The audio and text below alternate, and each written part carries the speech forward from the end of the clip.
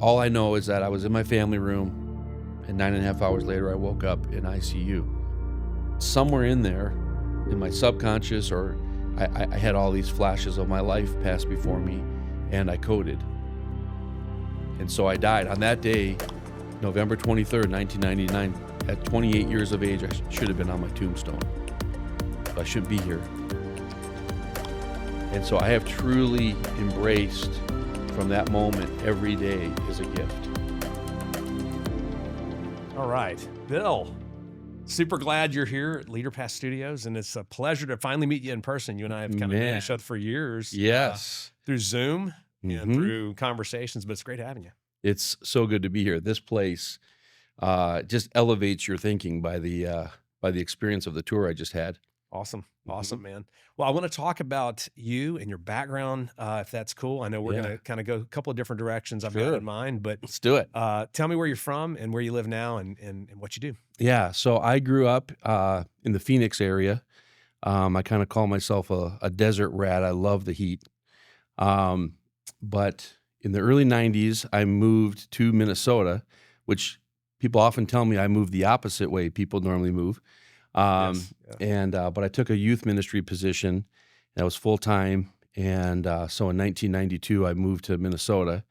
And as it would be, a short time after I moved there, it wasn't a setup, but just through some friends, I met a really cute Minnesota gal, and her name's Carla. And we were friends for quite a few months, and then started dating. And in 93, we got married. And so.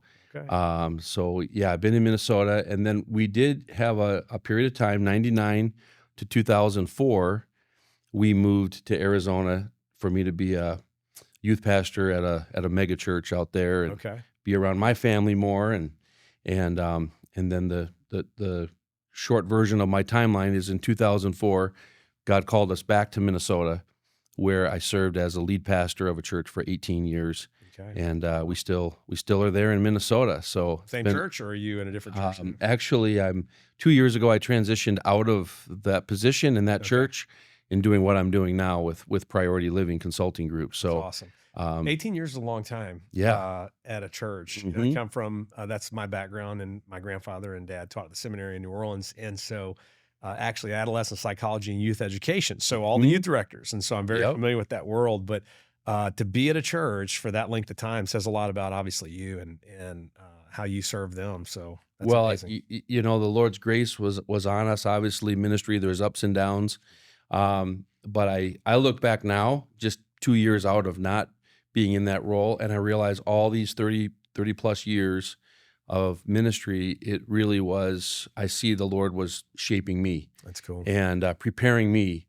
I always say your now leads to your next, and I really feel as though I am grateful for those formative years for myself in ministry, preparing me for what I'm called to do now. You're a big mentor guy, and you're helping people. You mentioned Priority, and I want to get into that. But are there any influencers in your background in that arena, that church world, that you think back and think, man, this was an instrumental person in my life? Yeah, I have several. First, it started even before the church world. It was when I was a teenager. I have an uncle, my Uncle Tom, who was a small business owner. He and my Aunt Carolyn outside of Cincinnati, Ohio. And they would come out with their family to Arizona to spend time with us. And so this is back in the 80s, and my uncle would bring these cassette tapes of Zig Ziglar, and gave me books of Og Mandino and different personal development type things. My uncle was an incredible influence on me when I was 16, 17, 18. And really I began this personal development journey by the influence of my uncle. That's early. And so he was a big influence on me. Kind of to fast forward, he graduated to heaven a few years back, but he was a planner, so he already had his whole service planned out. Did he really? He even made his own PowerPoint of all the family pictures and everything. Wow. But my aunt had called me and said, when you come to the service, your uncle had put a part of the service for you to read a poem that he used to read when he was in Rotary clubs, and he's requesting that you would read that on his behalf. So that was quite an honor for me because he was very influential in my life. And then throughout the years of ministry, my goodness, there have been some really amazing, godly men that I've served under. That one of the churches in Minnesota that I served under, Pastor Bill Boleen, really was influential in guiding me in those when I was 20 something in those years. And then I had the opportunity to serve under Dr. Walt Callisted at the mega church that I was at in Arizona, and both are still in my life today, and I still benefit from that relationship with those men. And then I need to mention one more, and that's Pastor Frank Mazzarano, and that's with International Ministerial Fellowship. And Pastor Frank I call him my pastor. He's in his 80s now, but he is been such a great friend, but mentor in my life. That is awesome. So you valued that early on, got into personal development early on. I mean, that's 16, 17 in the 80s. I know the feeling, and I know what that's like. And I remember Greatest Salesman when that was handed to me. That's it. So that's awesome, man. So that really was formidable early for you. And then that kind of guided. I know we met through Maxwell Leadership, John Maxwell World, and you've been a part of that group for a while too. When did you start with them? Coming up on 4 years ago. That was an interesting journey too. While I was lead pastor of a church in 2018, a friend of mine, Rob Hoskins, invited me to come here to Atlanta to spend a day with John Maxwell. And I looked at my calendar, Jamie, and I said, "Oh, I can't make it. I got a dentist appointment that day." No, I didn't say that. No, I didn't say that. Yeah, I said, "I'll clear whatever is on my calendar." And so I came out to Atlanta, and we were at the Mercedes-Benz Stadium in the suite there. There was a group of pastors, I don't know, 30, 40 pastors, and we spent the day learning from John. That's awesome. And so having read many of his books and seen him at conferences and the Minute with Maxwell and all those things over the years, it was a real impactful day. Yeah, it's cool being with him in person for me. Yes, to be in the room with him and to not just hear the one-liners or a talk, but to be in the room and see that environment. It'd be pretty awesome. Yeah. So it was. There's some stories to that day that was so impactful. But basically, later in the day, I told Rob Hoskins, I just can't thank you enough for this opportunity to be here. And he said, "Man, you really should look into this John Maxwell team," which I had heard little bits of, but I really didn't know about it. And so it took really the time in COVID of really reflecting on my life, where I'm at. I'm now in my 50s, starting in my 50s. What's the rest of my life look like? And I really felt like that the latter these years of my life was going to be giving back through leadership and professional development. And I've always had a heart for the marketplace. So as a pastor, I was always pouring into mentoring, connecting with business people, government leaders, so on. And so it was a real natural transition when I kind of made that step and said, I'm joining Maxwell Leadership. At that time, I was the lead pastor of a church. So I was going to say, you're full-time still. Yeah. You're still. Yeah. So it's benefiting me to on that personal development 100%. Journey, and then all the connections with people that I was meeting.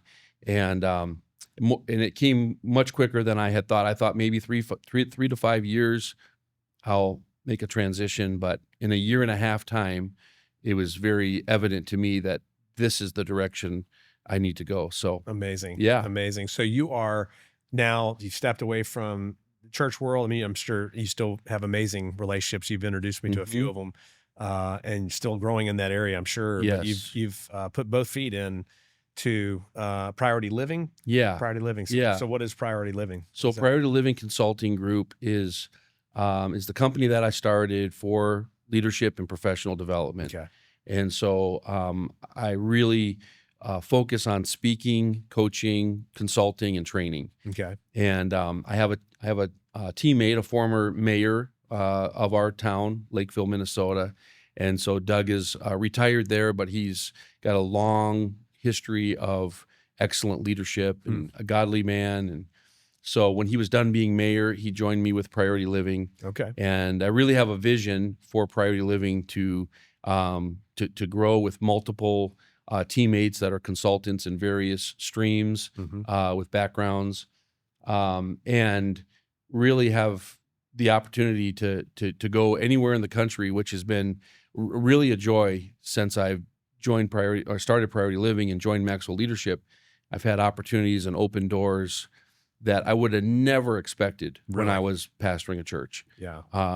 And those opportunities tend to still come and walk through them. What was the transition like to go from full-time ministry for all those years to now I'm going to start my own business and for-profit? Yep. And step into this idea of speaking and consulting and training. I know that's already what you did. And I mean, you look at what you did, for the church, I'm sure, but what was that moment like when you were like, this is what I should do? It was a bit of imposter syndrome, honestly. Okay. I'm standing on stages, for corporate speaking events or government speaking events, opportunities like that. Even in boardrooms with various companies, and loving what I'm doing, that I get to add value to them, that I get to share experiences and great content with them, and be a good listener, good question asker to help draw things out of them. And then there's times I would be like, how in the world did I get in this space? And then I just thank the Lord for the open doors and the opportunities. Yeah. And now it's been several years, so now occasionally I'm there, but for the most part, I really feel like, I've heard the phrase "jump and grow wings on your way down." I mean, that's kind of what I did. Yeah. And so now I have a real confidence, in this is the space I'm called to be in at this stage. That's awesome. So you had a little bit of the entrepreneur in you all these years, and then you got to kind of live it with which is, I think, incredible. It's fantastic. Now that you're 2 years in doing that. Well, I'm actually 2 years full time, but I'm 3.5 years in. But what's something you're seeing now? Like, give me a feel for what you're noticing out there with clients as a common, I guess, a roadblock, hurdle, whatever you're helping them get through with your training. What are you seeing right now in today's marketplace? Yeah. Well, one of the areas that I've focused in on is the C-suite level leader. Okay. And, statistically, 61% of executives don't feel equipped for the role that they have been put in. Wow. That's a pretty high, 61%. 63% of business people feel that the decisions they have to make today are far more difficult than the decisions that they were making just 2 years ago. Wow. Okay. So there's a great need for raising that leadership lid and helping people to feel more equipped to lead in their whatever industry they're in, especially to lead their teams. When we've come through that pandemic, there's a lot of still, a few years after, there's still a lot of that. Is that why? I mean, is that why the 2 years, in the last 2 years, the decision changes, or is that why? I think it's a combination of things. It is somewhat the work environment has really shifted from the hybrid of at home versus in the office. But then you also got this rapid growth of AI and people feeling behind, like this has hit. Obviously, it's been coming for a while, but it feels like it's just really taken more of a center stage quicker than I think most people in business are prepared for. Yeah. And so there's probably other factors as well, but those are some of the factors. Yeah. And so over the last year and a half, I've been really intentional to be, as a problem solver and a strategic thinker, like what can I do? What can Priority Living do, even as we grow our team? What can we do to make a difference? And so several things, but one of the things that I'm launching in 2025 is called the Platinum Boardroom. Okay. And Boardroom. The Platinum Boardroom. It's a year-long coaching cohort for executives, C-suite level leaders, and so there's 2 offsite intensives in great locations. One is February south of Cancun, and the other is in October at a ranch in Oklahoma. Cool. But throughout the year, it's a virtual. It's twice a month. It's a virtual coaching cohort, and then in addition to the content that I'm bringing, to the table. I also will have some guest mentors to come in on those Zoom calls and mentor these leaders. Along the way, as I was developing this for C-suite leaders, Jamie, I realized, wait a minute, pastors are in a very similar position. And so we know that 40% of pastors are on the verge of burnout. We know that 70% of pastors, when surveyed, said they don't have a close confidant that they can open up and talk to. And so I'm like, well, there's a lot of similarities here between executives and pastors. Big time. They're just in a different line of work. And so I've also created, that I'm launching in 25, the Pastor's Boardroom. Okay. And so it's the same framework. It's a different cohort, but it's the same framework, but it has some different content. So there is leadership and personal development, but we also have ministry-focused pieces as far as content in there as well. And what would you call your core content that you bring to either that or to a company? Or do you have a starting place that you see, this is the most common thing, so let me start here? Yeah. How do you view your what you put together? Because sounds like you've assimilated from years of development and mentors, and now Maxwell. How do you approach that? Well, I always love the discovery process. Okay. And I always come in with an open mind, because I don't want to have a cookie cutter package that, like, this is what you need. Although what I love to do is that discovery process, to have the questions, get to learn a little bit more about what's happening. When we're consulting, we also work with the team. Okay. So we'll sit and do discovery with the team, because we hear different nuances by talking to different people on the team. Yeah. And then we write a proposal based upon what we have heard and where we feel we need to go strategically. And then I go to my toolbox and I say, okay, what are the resources? What's the content? Whether it's through Maxwell Leadership, or I'm certified with Patrick Lencioni's Working Genius model, or different coaching models that I do. So I always like to kind of hear what's going on, and then find a strategic plan and a pathway to move forward, and then implement some of those tools that are in the toolbox. That's awesome. So are you using assessment tools as well when you go in to do that, or you have your own list of questions? Yeah, I have a list of questions, and then from time to time there is an assessment that we'll utilize to better understand, where we really need to focus in on. Yep. For change to happen, like if you have an organization that's using your group to do this, when you think of time and you think of how to help them get past some of these challenges and into that groove, realistically, what are you seeing as far as like how long it takes? Like, Well, I think the interesting thing is it takes longer than people think it takes. And that's what I find over and over with clients. Yeah. They got to wherever they're at over how long of a period of time, and they expect, hey, if you can come in and do a workshop, or if you can come in and maybe work with us for a month, and then we'll be good.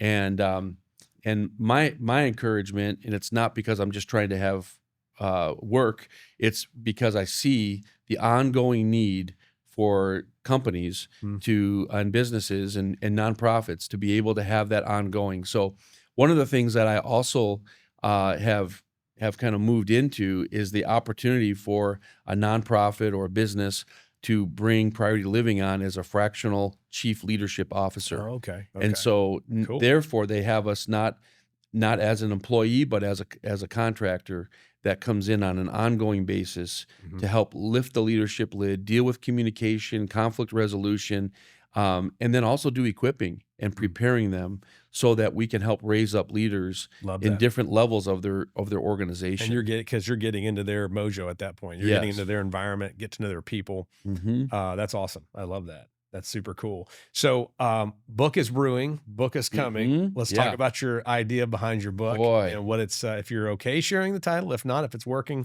title, that's totally cool as well. Yeah. Thanks for asking. I think this is something that has, like you said, brewing. I like that because it's been brewing in me now coming on 25 years. And so the working title may not end up being this, but the working title is The 7 Pillars of Priority Living. Okay. And so I'll give you a backstory, and we're going to go deep here for a second. Let's go, buddy. So 25 years ago, coming up on that, November 23rd, 1999, I was living in Arizona, youth pastor, and I was driving to my church on a Tuesday, 2 days before Thanksgiving, we had a little family dog at the time, and I didn't normally go to the groomers because I grew up with allergies and asthma. So my wife typically would, but this particular day I was like, I'll just drop the dog off on the way to my staff meeting. Okay. And while I was in the groomer, which wasn't even all that long, I got a asthma attack that came on me. Oh, really? Okay. And so I dropped the dog off. I went to my car, grabbed this inhaler, wasn't getting relief, started to kind of panic, like, oh no, I can't breathe. So I drove home about a mile. And as I put up my garage door, as I walked in through my garage door, with the little air I had left, I just called out loud, Jesus, help me, Jesus. And so I grabbed my nebulizer machine. I was shaking to put the solution in, and and my daughter was my daughter and son were on a Thanksgiving break, so my son was sleeping, my daughter was watching TV, and I called out to her to call 911, and she did. And so the paramedics come. They come in they open their case. They give me a mask, put over my nose and mouth, and I black out. And when I woke up, Jamie, it was 9.5 hours later. I was in ICU, intubated. My hands actually were strapped to the bed when I woke up. What had happened was I had not only an asthma attack, but I had respiratory failure. Oh, no. Yeah. And in the midst of that respiratory failure, I don't remember being in the ambulance. I don't remember being in the ER. All I know is that I was in my family room, and 9.5 hours later, I woke up in ICU. In the natural. But somewhere in there, probably more towards the beginning of it, I was in my subconscious, or I had all these flashes of my life pass before me, and I coded. And so I died. On that day, November 23rd, 1999, at 28 years of age, I should have been on my tombstone. And so I shouldn't be here. That's amazing. So I have truly embraced, from that moment, every day is a gift. Every day is about, am I prioritizing the way I live? Am I making the most of every opportunity? And so over these 25 years, I've kind of put things in categories that I call pillars, that I have made significant intentional efforts in my life. And there's 7 pillars of priority living.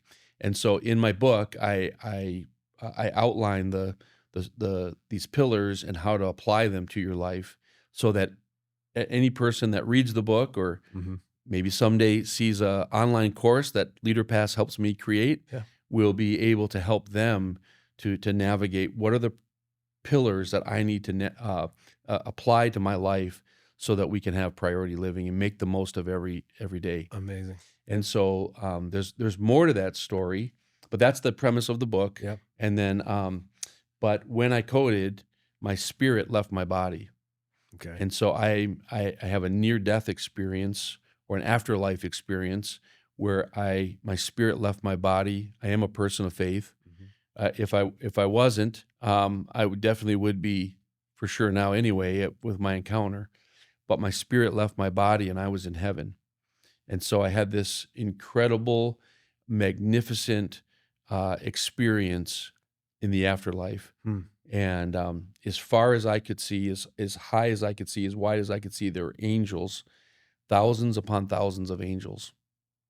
And the light was so incredibly bright. And the angels parted, and there in the distance, I saw Jesus with a white robe, and he was coming towards me with his arms outstretched. And as he was coming towards me, his very essence is all, how I could describe it is, it's all authority, it's all power, it's all love. It's just like, it's the most incredible experience to be in the very presence of Jesus Christ.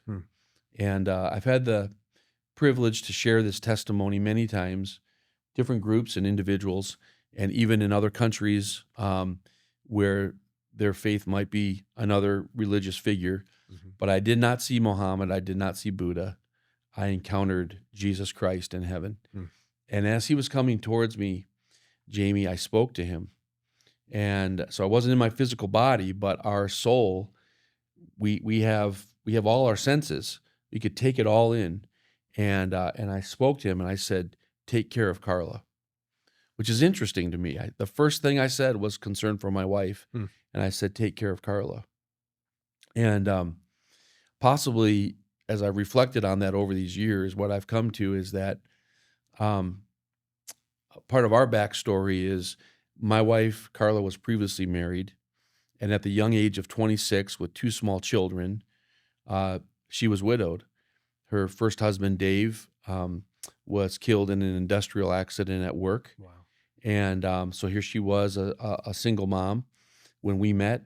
And I've often wondered, could it have been some of Dave's first words when he encountered Jesus in heaven?